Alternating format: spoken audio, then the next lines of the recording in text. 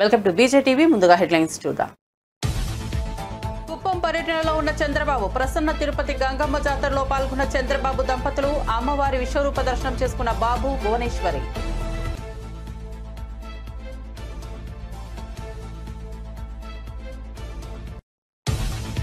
పాకిస్తాన్ కు బుద్ధి చెప్పడంలో కేంద్రం విఫలమైందన్న రేవంత్. అమెరికా ఒత్తిడికి మోదీ ప్రభుత్వం తలొగ్గిందని విమర్శ. ఒక గొప్ప అవకాశాన్ని భారత్ కోల్పోయిందని వ్యాఖ్య.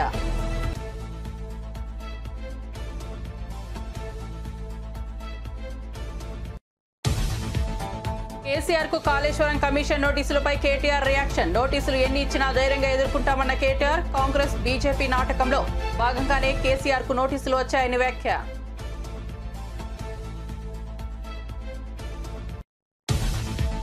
ఏపీకి 5 కుంకి ఏనుగులను అందించిన కర్ణాటక ప్రభుత్వం. కర్ణాటక విధాన సౌధలో ఏనుగులను స్వీకరించిన పవన్ కళ్యాణ్. రాజకీయాలకు అతీతంగా సాయం చేసిన కర్ణాటకకు కృతజ్ఞతలు తెలిపిన పవన్.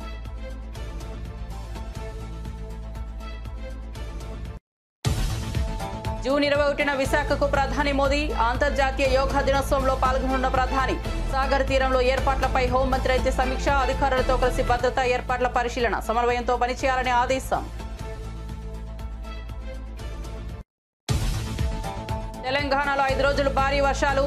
వారం ముందుగానే కేరళ తీరానికి నైరుతి రుతుపవనాలు. హైదరాబాద్ లో కుండపోత వర్షం. జిల్లాలో కూడా మోస్తరు నుంచి భారీ వర్షం.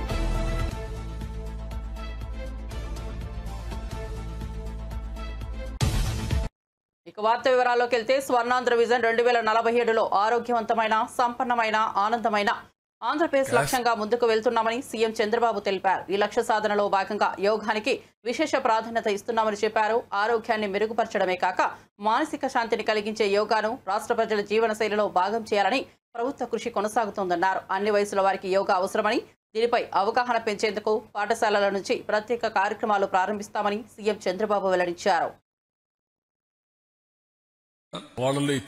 Cascade training Morarji Desai national institute of yoga ఉంది. వాళ్ళతో అసోసియేట్ చేసుకుని ఎక్కడికక్కడ ట్రైనర్స్ ని తయారు చేస్తాం. మనం 2 కోట్ల మందిని ట్రైన్ చేయాలి. కనీసం 3 కోట్ల మందిని టచ్ చేసి 3-4 కోట్లు టచ్ చేస్తే తప్ప, కొంతమంది దైనందిక కార్యక్రమాల్లో బిజీగా ఉంటారు.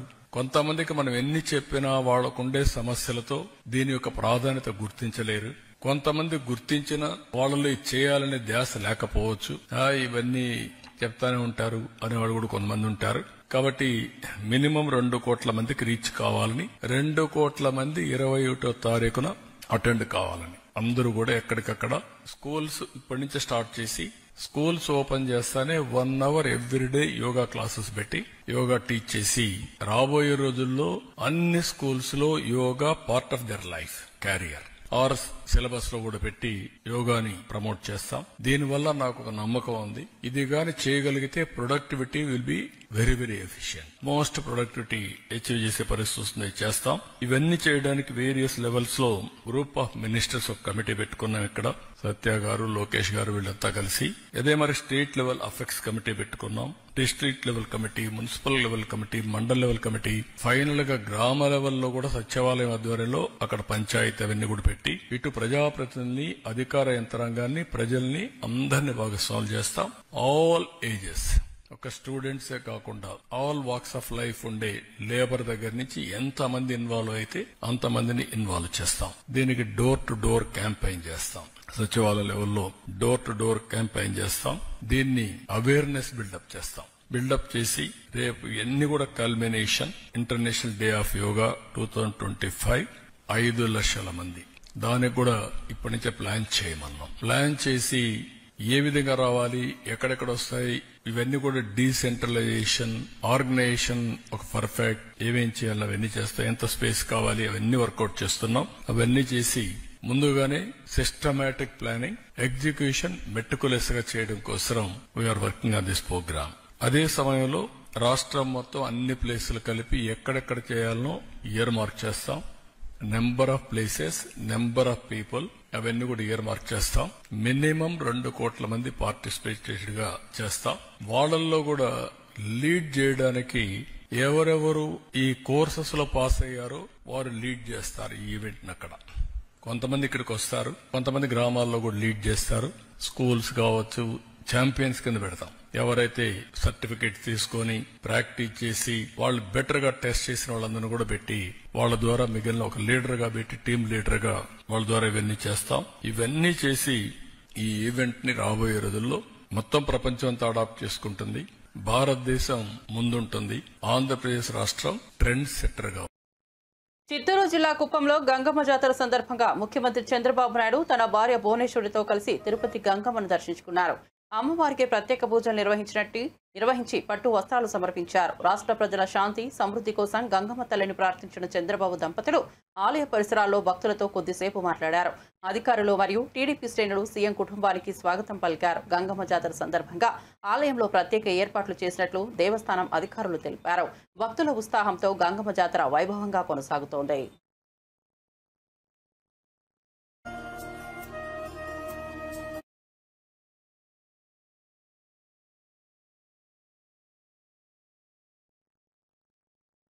ఏపీ ఏజెన్సీ ప్రాంతంలో ఏనుగుల అల్లర్లు పెరుగుతుండటంపై డిప్యూటీ సీఎం పవన్ కళ్యాణ్ స్పందించారు. గ్రామాల్లోకి చొరబడి పంటలను నాశనం చేస్తున్న ఏనుగులు అడ్డు వచ్చిన ప్రజలపై దాడి చేస్తుండడం తీవ్ర ఆందోళన కలిగిస్తోంది. ఈ పరిస్థితిని కట్టడి చేయాలంటే కుంకి ఏనుగులను రంగంలోకి దించాలని పవన్ కళ్యాణ్ నిర్ణయించారు. అటవీ శాఖతో చర్చించి త్వరలోనే కుంకి ఏనుగులను ఏజెన్సీ ప్రాంతాల్లో మోహరించనున్నట్లు అధికార వర్గాలు వెల్లడించాయి. ప్రజల ప్రాణాలు, ఆస్తి, పంటల రక్షణ కోసం ఈ చర్య తీసుకుంటున్నట్లు పవన్ తెలిపారు. And the relationship between Karnataka and Andhra. Okay, sir. Sir.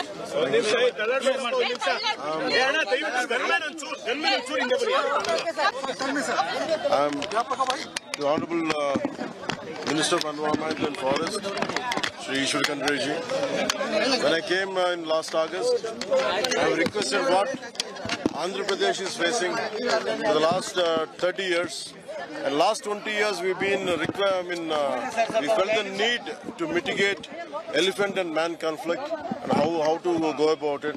And Karnataka government has done an excellent job, having more than 6,000 elephants, and the land areas, the forest areas are same, yet they have the mitigation measures are excellent.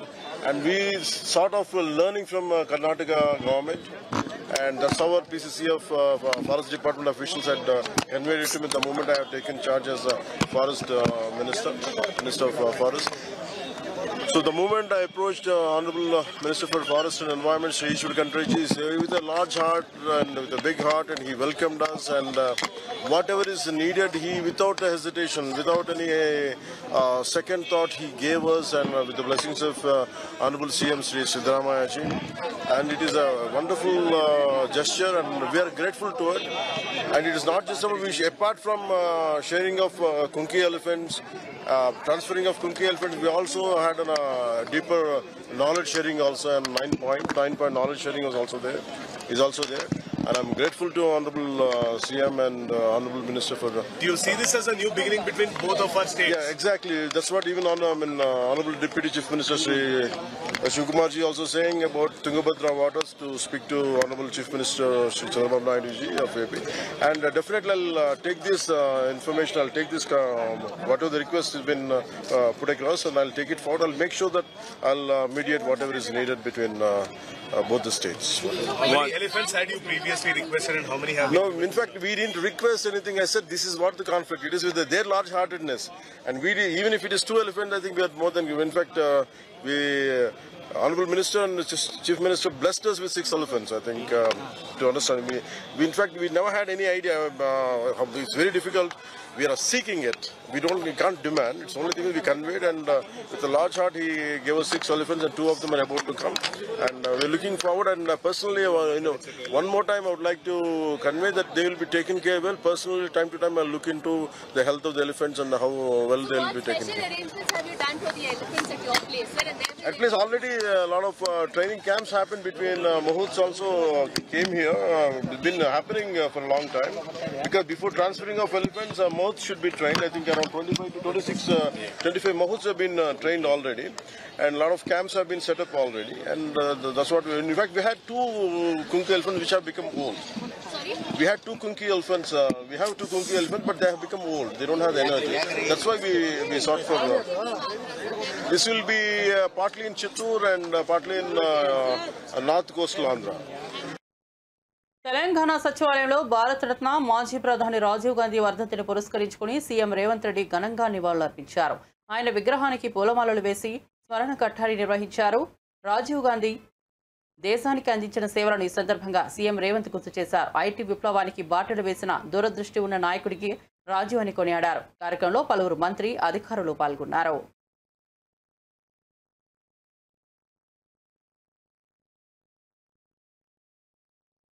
Pahalgam ఉగ్రదాడిపై స్పందించిన Telangana CM Revanth Reddy ఈ విషయంలో Congress party కేంద్ర ప్రభుత్వానికి అండగా నిలుస్తుందని చెప్పారు. అయితే కేంద్రం ఈ దాడిపై తీవ్ర స్థాయిలో స్పందించకపోవడం బాధాకరమన్నారు. గతంలో ఇందిరాగాంధీ పాకిస్తాన్కు శాశ్వత గుణపాఠం చెప్పిన విధంగా ఇప్పుడు బుద్ధి చెప్పాల్సిన అవసరం ఉందని స్పష్టం చేశారు. దేశంలో తీవ్రవాదాన్ని పూర్తిగా నిర్మూలించడంలో ఇందిరాగాంధీ చూపిన ధైర్యం, నాయకత్వం మనకు ఆదర్శమని తెలిపారు. ఉగ్రవాదంపై రాజీ లేకుండా కఠినంగా వ్యవహరించాలని కేంద్రాన్ని రేవంత్ కోరారు.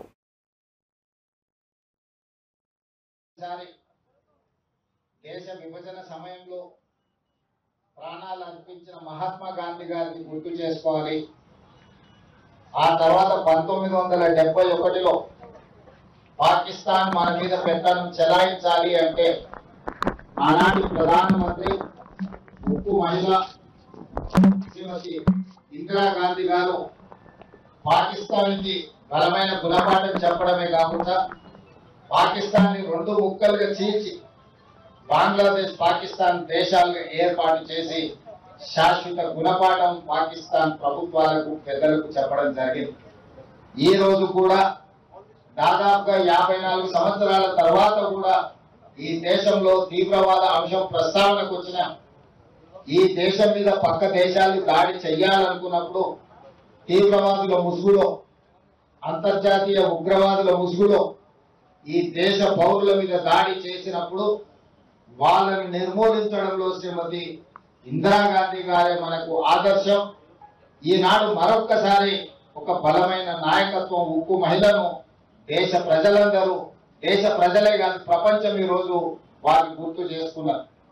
ఆనాడు పాకిస్తాన్ మీద యుద్ధం జరిగినప్పుడు అమెరికన్ ప్రెసిడెంట్ శ్రీమతి ఇందిరాగాంధీ గారికి అమెరికాలో సూచన చేసి మేము మధ్యవర్తిత్వం వహిస్తాము అని చెప్పి మీరు యుద్ధాన్ని ఆపాలి అని చెప్పినప్పుడు విస్పష్టంగా మీకు తెల్ల రంగు ఉన్నది కదా అని చెప్పి మా మీద పెత్తనం చెయ్యాలనుకుంటే భారతదేశం సహించదు. మా దేశం యొక్క సమస్యను, మా భద్రతను మేమే కాపాడుకోగలుగుతాం, మా దేశాన్ని మేము రక్షించుకోగలుగుతాం, మాకెవ్వరి సూచనలు, ఎవరి మధ్యవర్తిత్వం అవసరం లేదని విస్పష్టంగా ఆనాడు శ్రీమతి ఇందిరాగాంధీ గారు చెప్పడం జరిగింది.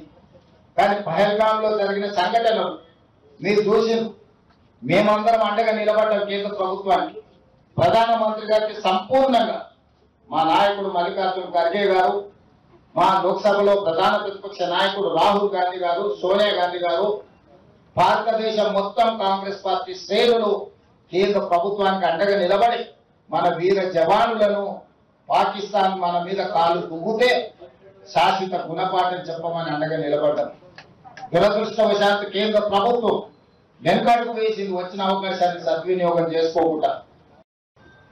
మొట్టమొదటిసారి దేశ విభజన సమయంలో ప్రాణాలు అర్పించిన మహాత్మా గాంధీ గారిని గుర్తు చేసుకోవాలి. ఆ తర్వాత 1971 ఆళ్లగడ్డ మినీ మహానాడులో తాను చెప్పిన మాటలను వక్రీకరించారని భూమా అఖిలప్రియ ఆగ్రహం వ్యక్తం చేశారు. తాను చంద్రబాబు, లోకేష్లను ఉద్దేశించి మాట్లాడలేదని స్పష్టం చేస్తూ తప్పుడు ప్రచారాలు చేస్తున్నారంటూ విమర్శించారు. సిరివెల్ల మండల కన్వీనర్ శ్రీకాంత్ రెడ్డికు పదవి ఇవ్వాలని పార్టీ అధిష్టానానికి సూచించామని చెప్పారు. ఏఎన్ఆర్ చికెన్ సెంటర్ చనిపోయిన కోళ్ల మాంసాన్ని అమ్ముతున్నారని ఒక ఎమ్మెల్యేగా తాను చూస్తూ ఊరుకోనని హెచ్చరించారు. ఎవరు తప్పుడు వార్తలు సృష్టిస్తున్నారన్న విషయం తనకు స్పష్టంగా తెలుసని, వీరిపై పార్టీ నేతల దృష్టి సారించాల్సిన అవసరం ఉందన్నారు. నా పదాలైతే ఇవే. దానికి నేనేదో ఎవరిని రానియను, ఆలగడ్డ నియోజకవర్గంలో నాకు చెప్పకుండా పదవులు ఇస్తే నేను రానియనను, లేకపోతే పార్టీని ఉద్దేశించి నేను ఏదో అన్నానని చెప్పి వార్తలు రావడము కరెక్ట్ కాదు. ఎందుకంటే ఎవరు చేపిస్తున్నారో, ఎవరు టీవీ వాళ్ళకి వీడియోలు ఇచ్చి డబ్బులు ఇచ్చి చేపించారనేది కూడా నాకు సమాచారం ఉంది. అంటే ఎవరి గురించి మాట్లాడితే వాళ్ళే దాని పబ్లిసిటీ ఇచ్చుకుంటారు కదా. మాకు తెలియదని మాత్రం దయచేసి అనుకోకండి. ఎవరు వెనకాల నుంచి చేస్తున్నారో అందరూ తెలుసు. ఆలగడ్డ నియోజకవర్గం స్థాయి నుంచి రాష్ట్ర స్థాయి వరకు మా వెనకల జరిగేది అన్నీ తెలుసు. మా టైం వచ్చేదానికి మేము వెయిట్ చేస్తున్నాం అంతే, అవన్నీ బయట పెట్టడానికి. సో సాక్షి దాన్ని ఏ విధంగా పబ్లిసిటీ ఇస్తుందనేది కూడా మామూలుగా జిల్లా స్థాయిలో రాయాల్సిన న్యూస్ మా భూమా అనంగానే స్టేట్ వైడ్కి వెళ్ళిపోయింది. గత 4-5 సందర్భాల్లో ఈ 4-5 న్యూస్లు కూడా సాక్షి ఎక్కడ జిల్లా స్థాయిలో కవర్ చేయట్లే, రాష్ట్ర స్థాయిలో కవర్ చేస్తుంది మాది. మంచిదే అది కూడా. ఈరోజు సాక్షి వాళ్ళపైన మేము కేసు వేసాము, వాళ్ళ ఆఫీస్ ముందర ధర్నా చేశామనేది వాళ్ళకు కూడా ఎక్కడో గుచ్చుకొని ఉంటుంది. దాన్ని తగినట్టుగానే ఉండేవి లేని ఉన్నట్టుగా కూడా వాళ్ళు సృష్టిస్తున్నారు. మమ్మల్ని రాజకీయంగా ఎదుర్కోలేని వాళ్ళు కూడా ఇది అడ్వాంటేజ్ తీసుకొని పార్టీకి మాకు ఏదో చిచ్చు పెట్టాలని చెప్పి చాలామంది కొన్ని దశాబ్దాల నుంచి ప్రయత్నం చేస్తున్నారు. నేను ఒకటే చెప్తున్నా, మీరు ఎన్ని జన్మలు ఎత్తినా, మీరు ఏం చెప్పినా ఏం చేసినా పార్టీకి మేము దూరం కాము. పార్టీ మమ్మల్ని, మీలాంటి వ్యక్తుల కోసం పార్టీ మమ్మల్ని దూరం పెట్టదు. మీరేదో హడావిడి చేసి ఎన్నికలకు ముందు కూడా ఇంతే హడావిడి చేసినారు, ఎన్నికలకు ముందు కూడా ఇట్లాగే లేనిపోనివన్నీ రాసినారు, చెప్పినారు, పెద్ద సీన్ చేసినారు. ఏమైంది? ప్రజలకి మా మీద నమ్మకం ఉన్నింది, పైన నాయకులకి మా మీద నమ్మకం ఉన్నింది. దానికి తగినట్టుగానే ఈరోజు మేము గెలుచుకోవడం జరిగింది. ప్రెస్ మీట్ పెట్టాం కాబట్టి ఇది కూడా మీ దృష్టికి మాట్లాడాలా. మామూలుగా అయితే నేను దీనికి పెద్ద ఎక్స్ప్లెనేషన్ ఇవ్వకూడదని అనుకున్నాను. ఏదైతే మొన్న రమిజా అని చెప్పి ఒక మహిళ, ముస్లిం మహిళ, ఆమె గురించి మీడియాలో ఇష్టం వచ్చినట్టు ఒక అంటే మీరు మహిళలు అనేది ఎట్లాగో మీరు మర్యాద ఇవ్వట్లేదు. ఆఖరికి ఆమె గురించి ఛానళ్ళల్లో మామూలుగా ఆమె ఎప్పుడు బుర్కా వేసుకొని వస్తుంటుంది. ఆమె మొన్న బాధపడుతుంది. టీవీలలో ఆమె ముఖము ఏ విధంగా అన్ని ఛానల్స్లో చూపించడం జరిగిందో, ఒక ముస్లిం మహిళగా నా ముఖం అట్లా చూపించడం అనేది ఏందక్క అని చెప్పి ఆమె కూడా కళ్ళలో నీళ్లు పెట్టుకొని ఏడవడం జరిగింది. అవును, ఆమె తెలుగుదేశం పార్టీకి సంబంధించిన ఆమెనే. మొన్న ఏదో ఆడియో లీక్ అయింది అని చెప్పి, ఏంది ఆడియో లీక్? దాంట్లో మామూలుగా వ్యాపారాలు చేసుకున్న వాళ్ళు గట్టిగా మాట్లాడుకుంటారో, మెల్లిగా మాట్లాడుకుంటారో, బుజ్జగించుకుంటారో, ఏం చేసుకుంటారో వాళ్ళు వ్యాపారాలు చేసుకున్న వాళ్ళు మాటలు. దానికి తెలుగుదేశం పార్టీకి ఏం సంబంధము? దానికి మాకేం సంబంధము? ఎక్కడైనా ఆ ఆడియోలో తెలుగుదేశం పార్టీ గురించి కానీ లేదా నా పేరు తీసుకొని నాకు వాళ్ళ అండ ఉంది, నేను పలానా వ్యక్తిని, పలానా పార్టీకి సంబంధించిన వ్యక్తిని, నేను పలానా ఎమ్మెల్యేకి సంబంధించిన నేను ఆ వ్యక్తిని అని చెప్పి ఎక్కడైనా ఆ ఆడియోలో బెదిరించడము ఎక్కడైనా చూసినారా? ఒక మహిళ గట్టిగా మాట్లాడితేనే బెదిరింపా? ఒక మహిళ గట్టిగా మాట్లాడితేనే మీరు కానీ నా పదాలైతే ఇవే. దానికి అనంతపురంలో టీడీపీ ఎమ్మెల్యేల దౌర్జన్యం తీవ్రంగా ఖండిస్తున్నామని వైఎస్ఆర్సీపీ పంచాయతీరాజ్ విభాగం రాష్ట్ర అధ్యక్షుడు వెన్నపూస రవీంద్రారెడ్డి తెలిపారు. అనుమతి లేకుండా జెడ్పీ చైర్మన్ బోగు గిరిజమ్మ ఛాంబర్లోకి ఎమ్మెల్యేలు ప్రవేశించడాన్ని ఆయన తప్పుపట్టారు. ప్రజా సమస్యలపై ముసలి కన్నీరు కారుస్తున్న టీడీపీకి చంద్రబాబు ఫోటోపై ఉన్న శ్రద్ధ సూపర్ 6 హామీల అమలులో కనిపించడం లేదని విమర్శించారు. జెడ్పీ సీఈఓ రామచంద్రారెడ్డిపై ఎమ్మెల్యేల దౌర్జన్యం సరైనది కాదన్నారు. ప్రజాప్రతినిధులు, ప్రజా సంస్థలను గౌరవించాల్సిన బాధ్యత ఉందని స్పష్టం చేశారు. అధికారిక వ్యవస్థపై దాడులకు టీడీపీ పాల్పడడం బాధాకరమన్నారు. అనంతపురం మడక్సిర శాసనసభ్యులు 3 ఈరోజు జిల్లా పరిషత్కు 11:30కు వచ్చి 11:30కు సమావేశానికి వచ్చి అక్కడి నుండి నేరుగా జిల్లా పరిషత్ చైర్మన్ ఛాంబర్కి వెళ్లి ఒక బీసీ మహిళ, వైఎస్ఆర్ కాంగ్రెస్ పార్టీ నుంచి ఎన్నికైనటువంటి మహిళ జిల్లా పరిషత్ చైర్మన్గా కొనసాగుతుంటే ఆమె అనుమతి లేకుండా ఆమె ఛాంబర్లోకి వెళ్లి అక్కడ జగన్మోహన్ రెడ్డి గారి ఫోటో ఎందుకు పెట్టిందని చెప్పి నానా యాగి చేసి ఈరోజు వీళ్ళేనా ఎమ్మెల్యేలు అంటే ఇట్లాంటి వాళ్ళనే ఎన్నుకునిండేది అని చెప్పి ప్రజలందరూ కూడా ఆశ్చర్యపోయేటువంటి పద్ధతిలో దిగజారినటువంటి పద్ధతిలో ప్రవర్తిస్తూ జగన్మోహన్ రెడ్డి గారి ఫోటోని తీసేయండి, బయటేయండి అని చెప్పేసి నానా బీభత్సం సృష్టించడం జరిగింది.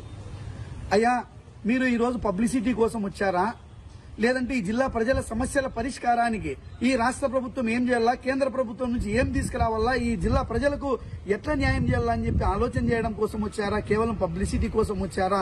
తెలుగుదేశం పార్టీ స్టాండ్ ఏంది అని చెప్పి ఈ సందర్భంగా నేను అడుగుతా ఉన్నా. ఈ రోజు కూడా గ్రామాల్లో మౌలిక సదుపాయాలు లేక, ఈ రోజు కూడా రైతన్నలకు అకాల వర్షాలతో ఈ రోజు పంట అంతా తీవ్రంగా నష్టపోతా అంటే ఏ ఒక్క రైతన్న కూడా ఈరోజు తెలుగుదేశం పార్టీ ప్రజాప్రతినిధులు ఈరోజు ఏ ఒక్క రైతన్నని పరామర్శించి ఓదార్చినటువంటి చరిత్ర మీకుంది అని చెప్పి నేను అడుగుతా ఉన్నా. లేదు, కనీసం కింద పైన కేంద్రంలో రాష్ట్రంలో మీరే ఉన్నారు కదా, మరి ఈ రైతన్నలకు నష్టపోయినటువంటి వాళ్ళకి ఎక్కడైనా హెక్టార్కో లేకపోతే ఎకరానికో ఇదిగో ఇంత ఆర్థిక మొత్తం మేము సాయం చేస్తాం, ఈ రైతన్న కుటుంబాలని మేము నిలబెడతామని చెప్పి ఎక్కడైనా ఒక్క కుటుంబానికి మీరు అండాదండాగా నిలబడినటువంటి చరిత్ర మీకుంది అని చెప్పి అడుగుతా ఉన్నా. అదేవిధంగా ఈరోజు ఉపాధి హామీ కూలీలకు పనులు లేక ఈరోజు ఉపాధి హామీ కూలీలకు వెళ్తా ఉంటే రైతు కూలీలకు ఈ రోజు కూడా వాళ్లకు వేతనాలు ఇవ్వలేనటువంటి పరిస్థితి. దీని మీద మీరు మాట్లాడగలుగుతారా? ఈరోజు ఆర్డీటీ ఈ రోజుకి రెన్యువల్ కాక ఈరోజు లక్షలాది మందికి సహాయ సహకారాలు అందించేటువంటి ఆర్డీటీని గొంతుకొస్తా ఉంటే ఈరోజు జిల్లా పరిషత్ సమావేశంలో ప్రశ్నించడానికి, అడగడానికి, తీర్మానం చేయడానికి మీకు మనస్సు అంగీకరించలేకపోయింది అని చెప్పి ఈ సందర్భంగా నేను అడుగుతా ఉన్నా. నిన్న చిలమత్తూరులో మీ సాక్షాత్ ఎంపీడీఓ ప్రభుత్వ అధికారి తెలుగుదేశం పార్టీ నాయకులు, మీ పార్టీ నాయకులే దాదాపు 1,60,00,000 రూపాయలు తెలుగుదేశం పార్టీ నాయకులు ఊడ్చేసుకున్నారు, దోచేసుకున్నారు. ఈ గ్రామాలను ఎట్లా డెవలప్ చేయాలని చెప్పి వాపోతా ఉంటే ఈ రోజు ఆ యొక్క అవినీతి పట్ల ఎందుకు ఈ రోజు మీరు ప్రశ్నించలేకపోతా ఉన్నారు అని చెప్పి ఈ సందర్భంగా నేను అడుగుతా ఉన్నా. ఈ రోజు హంద్రీ నీవాకు సంబంధించి కావచ్చు, సాగునీరు కావచ్చు, త్రాగునీరు కావచ్చు, ఇక అనేక రకాలైనటువంటి ఈ రోజు మెడికల్ అండ్ హెల్త్ అనేక రకాలైనటువంటి అంశాలు ఉంటే అన్ని అంశాలను కూడా పక్కన పెట్టి ఈ రోజు ఒక మహిళ ఈ రోజు బీసీ అందాల పోటీలో మంత్రులు పాల్గొనడంపై వస్తున్న విమర్శలను తప్పుగా చూడవద్దని ఎమ్మెల్సీ అద్దంకి దయాకర్ స్పష్టం చేశారు. కొన్ని ఈవెంట్స్ కి శాఖ సంబంధిత అధికారులు, ప్రజాప్రతినిధులు హాజరు కావడం అవసరమని పేర్కొన్నారు. బీజేపీ, బీఆర్ఎస్ నేతల విమర్శలకు ఊతమిచ్చేలా నారాయణ చేస్తున్న వ్యాఖ్యలు సముచితమైనవని అభిప్రాయపడ్డారు. తెలంగాణ సంస్కృతి సంప్రదాయాలను ప్రపంచానికి తెలియజేయడంలో అందాల పోటీలు ఒక వేదికగా మారుతున్నాయని తెలిపారు. ఈ విధమైన కార్యక్రమాలను విమర్శించడానికి బదులు వాటి ద్వారా రాష్ట్రానికి వచ్చే గుర్తింపును గమనించాలని సూచించారు. విమర్శలు కాదు, ప్రోత్సాహమే అవసరమన్నారు. అందాల పోటీల విషయంలో మంత్రులు పాల్గొంటుండని నారాయణ గారు చేసిన స్టేట్మెంట్ అనేది ఒకసారి సరిచూసుకోవాల్సిన అవసరం ఉందని చెప్పి వారికి విజ్ఞప్తి చేస్తున్నాం. ఎందుకంటే శాఖాపరమైన సంబంధాలు ఉన్న మంత్రులు కానీ శాఖాధికారులు మాత్రమే ఆయా ఈవెంట్స్కు సంబంధించి పాల్గొనడం జరుగుతుంది. ఇప్పుడు రామప్ప దేవాలయం దగ్గర సందర్శన ఉందనుకోండి, కొండా సురేఖ గారు ఉండాల్సి వస్తుంది. ఇతరత్ర పర్యాటక సంబంధించిన అంశాలు వచ్చినప్పుడు వారు జూపల్లి గారు ఉండాల్సి వస్తుంది. ఇంకా ఏవైనా అలాంటి సందర్భాల్లో మంత్రులు వాళ్ళ యొక్క ప్రజెన్స్ అవసరం ఉంటూనే ఉంటారు తప్పితే అందాల పోటీల చుట్టూ తిరగాల్సిన అవసరం లేదు. శాఖాపరమైన అంశాలు చాలా ఉన్నాయి. అటు సరస్వతి పుష్కరాలే కాకుండా ఇతరత్ర ఏవైతే ప్రభుత్వ కార్యక్రమాలు ఉన్నాయో వాటికి సంబంధించి పర్యవేక్షణలో ఉన్నారు. అటు ఒరిజినల్ సీట్లో జరిగిన విషాదం వైపు కొంతమంది మంత్రులు ఉంటున్న పరిస్థితిని గమనించాల్సిన అవసరం ఉంది. బీజేపీ, బీఆర్ఎస్ నాయకులు చేసే స్టేట్మెంట్స్కు ఊతమిచ్చేటట్టుగా నారాయణ గారి స్టేట్మెంట్ ఉందనేది అంశం గమనించాలి.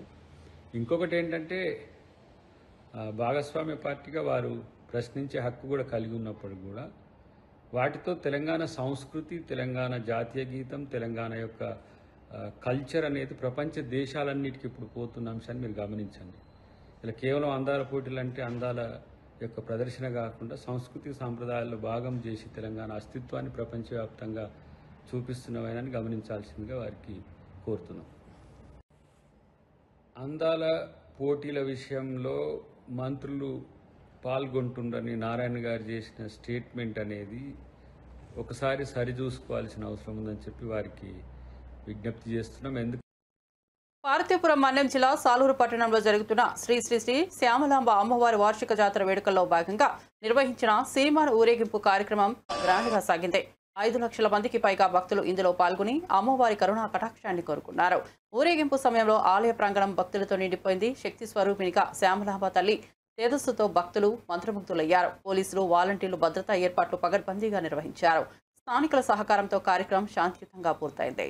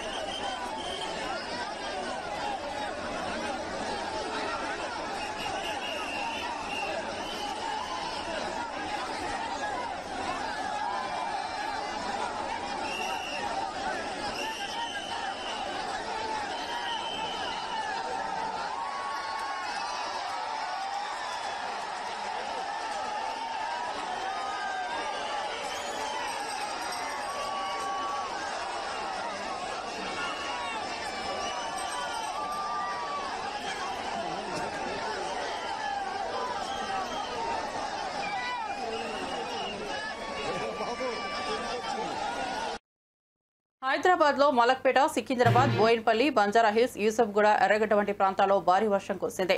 వర్షం కారణంగా రహదారులపై భారీగా నీరు నిలిచిపోవడంతో వాహనదారులు తీవ్ర ఇబ్బందులు ఎదుర్కొంటున్నారు. పలుచోట్ల ట్రాఫిక్ నిలిచిపోయింది. దిల్సుఖ్ నగర్, సైదాబాద్, జూబ్లీహిల్స్, అమీర్పేట్, ఎస్ఆర్ నగర్ తదితర ప్రాంతాల్లో వర్షం ఎడతెరిపి లేకుండా కురుస్తోంది.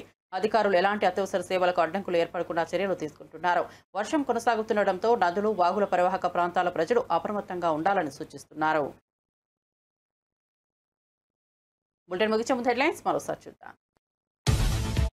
కుప్పం పర్యటనలో ఉన్న చంద్రబాబు. ప్రసన్న తిరుపతి గంగమ్మ జాతరలో పాల్గొన్న చంద్రబాబు దంపతులు అమ్మవారి విశ్వరూప దర్శనం చేసుకున్న బాబు, భువనేశ్వరి.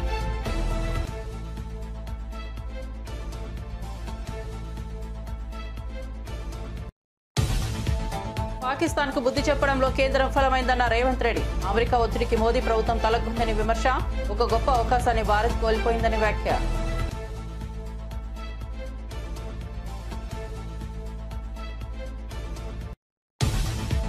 కేసీఆర్ కు కాళేశ్వరం కమిషన్ నోటీసులపై కేటీఆర్ రియాక్షన్. నోటీసులు ఎన్ని ఇచ్చినా ధైర్యంగా ఎదుర్కొంటామన్న కేటీఆర్. కాంగ్రెస్, బీజేపీ నాటకంలో భాగంగానే కేసీఆర్ కు నోటీసులోని వ్యాఖ్య.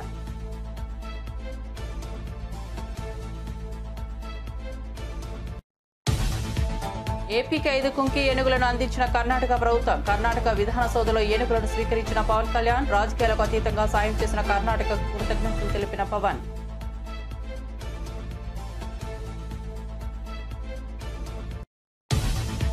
జూన్ 21న విశాఖకు ప్రధాని మోదీ. అంతర్జాతీయ యోగా దినోత్సవంలో పాల్గొన్న ప్రధాని. సాగర్ తీరంలో ఏర్పాట్లపై హోంమంత్రి అనిత సమీక్ష.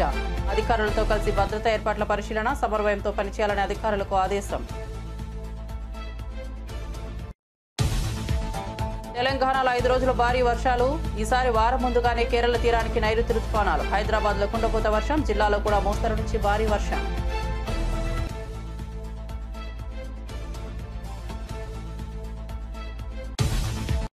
మరిన్ని అప్డేట్స్ కోసం చూస్తూనే ఉండండి BJ TV.